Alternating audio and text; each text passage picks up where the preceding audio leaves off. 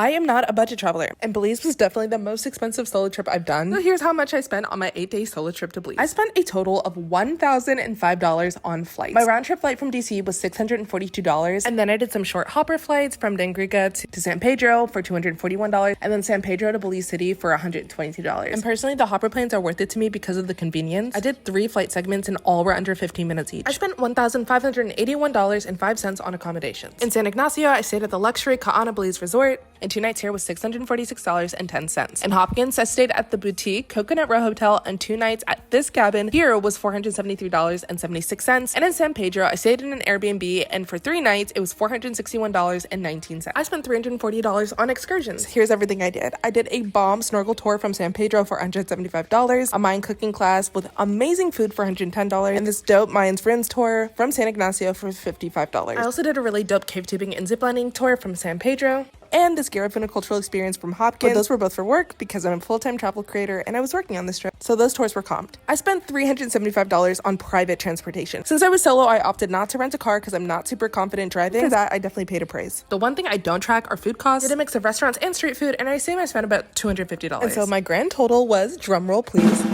$3,551.05.